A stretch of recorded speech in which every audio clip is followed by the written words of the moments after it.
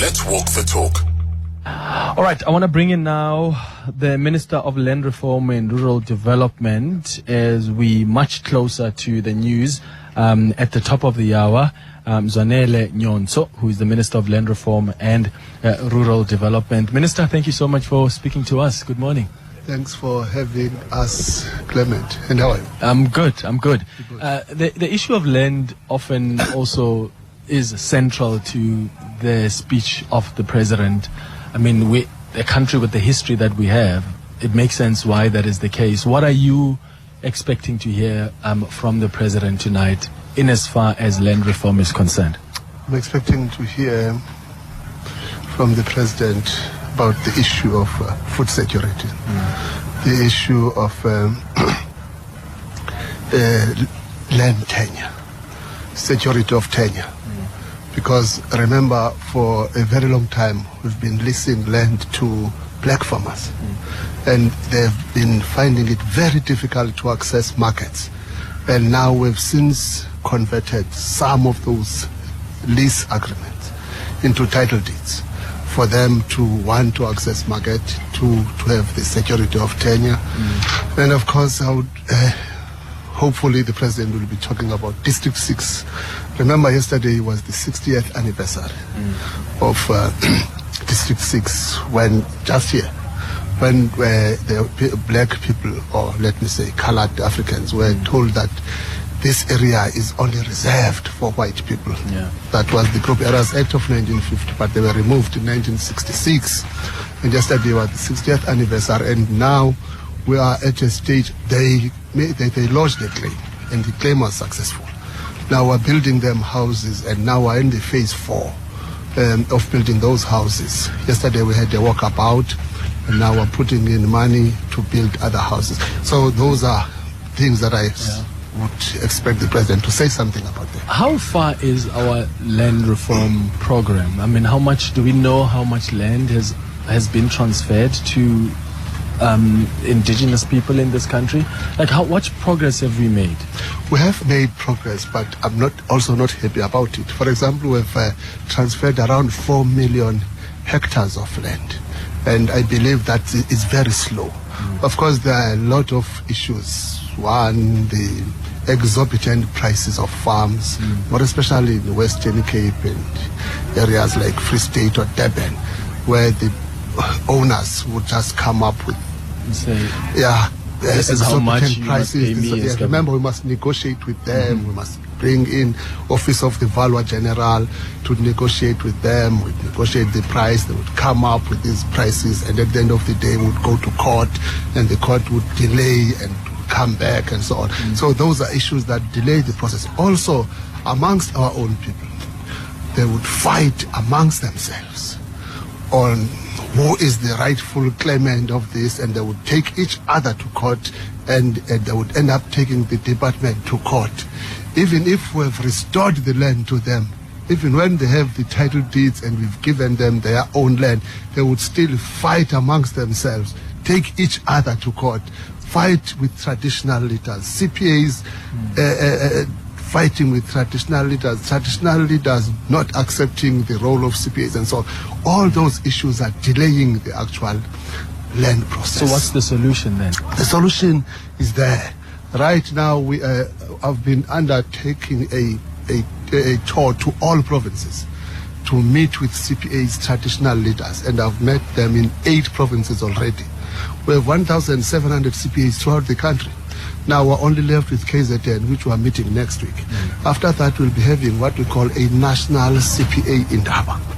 One would be discussing the role of CPAs and resolving the issues between them and traditional leaders. 2, we're bringing 2 bills this year, which is the Equitable Access to Land Bill, which we hope will fast-track the land reform process. 2, another bill is the Communal Land and Administration Bill, which must clarify exactly the role of traditional leaders, the role of CPA, the role of councillors, who must administer the land. Those solutions will come once we resolve this one, and we'll bring those bills this year, because we must resolve the issue of land. as soon as possible. Absolutely. Minister, thank you for making time for us. Thank you very much, man. Mzwanele Nyhontso is the Minister of Land Reform and Rural Development. You're with Clement Manyathela on 702. Let's walk the talk. Politicians, members of parliament, some ministers as well, who are sharing their expectations and looking at what some of the key things that the president should be touching on, that are of priority. And with me now, I've got Atholl Trollip, who's with Action SA.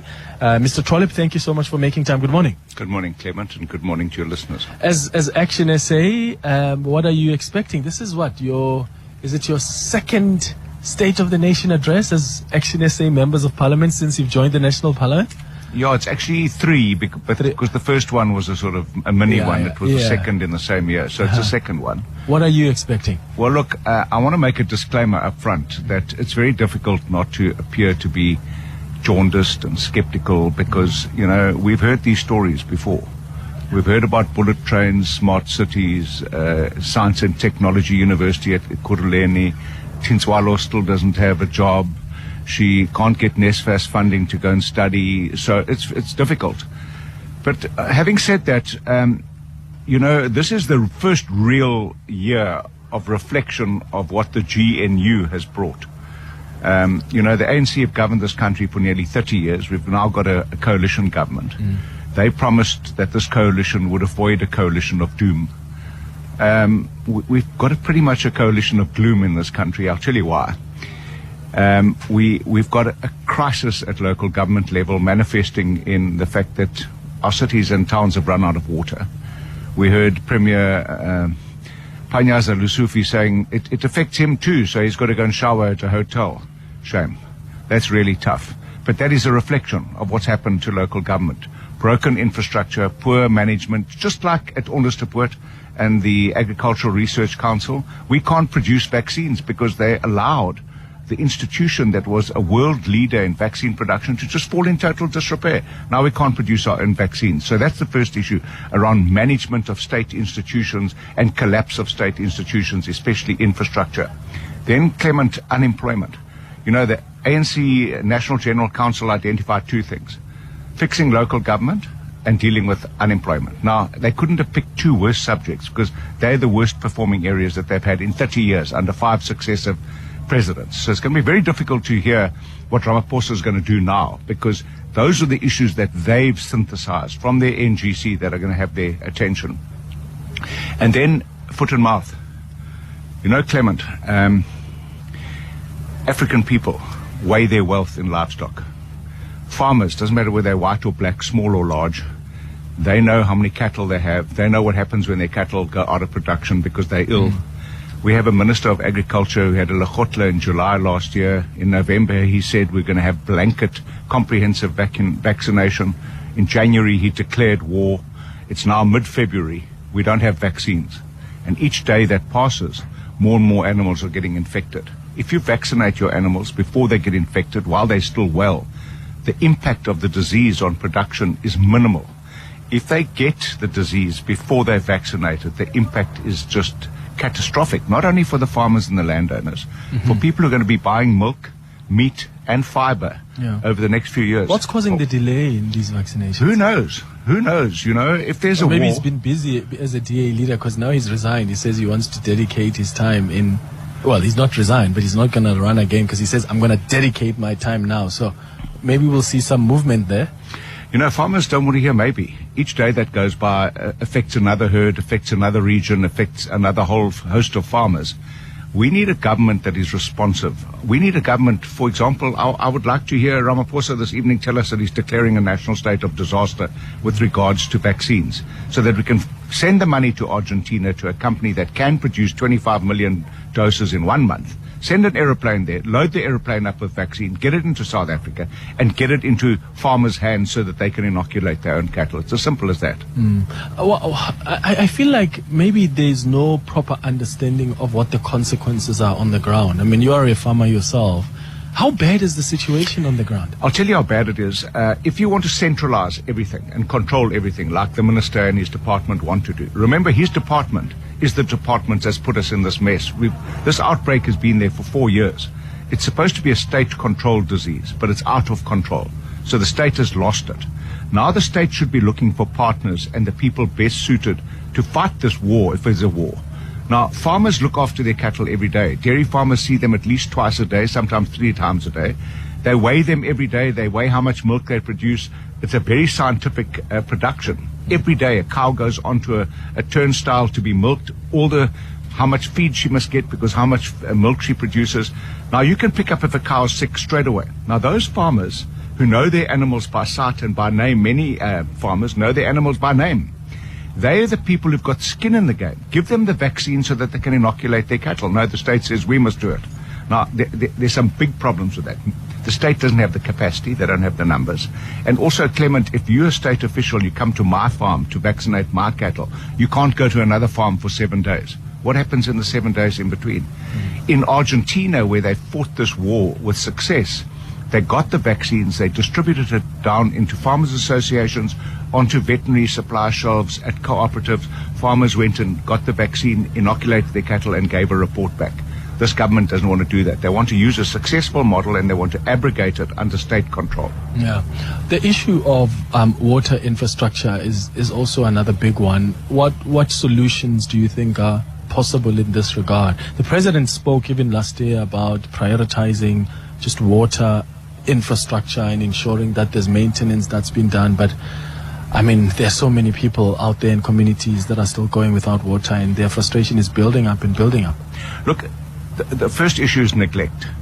If you don't maintain your infrastructure and look after it, you're going to lose water, and the more water you lose, the less comes out of the taps. And the Vaal River system, for example, is overflowing. They've had floods there, but Gauteng doesn't have water, so that's a real indictment.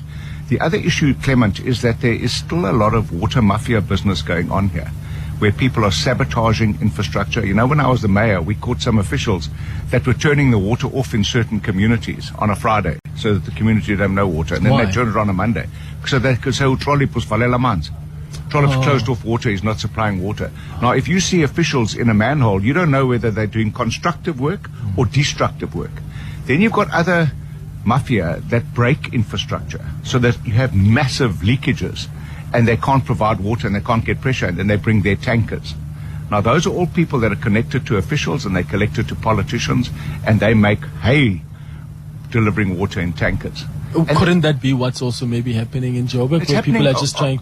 And I'm talking about the first aspect where some officials actually sabotage the administration. Could it be that there are officials that are just trying to sabotage the mayor of Johannesburg? It's happening, of course it is. Sabotaging the mayor, sabotage government, enrich themselves, exploit a situation to the best of their ability for as long as they can. It's exactly how it happens. Yeah. And the president talks about it, the premiers talk about it, the mayors talk about it, but nobody gets held to account.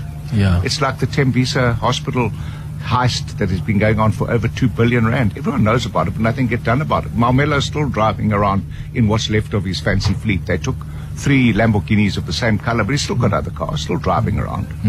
On the criminal justice system and what's been revealed so far, I suspect the president will tell us what we already know, in that there's a special task team that's now investigating some of these cops that have been mentioned.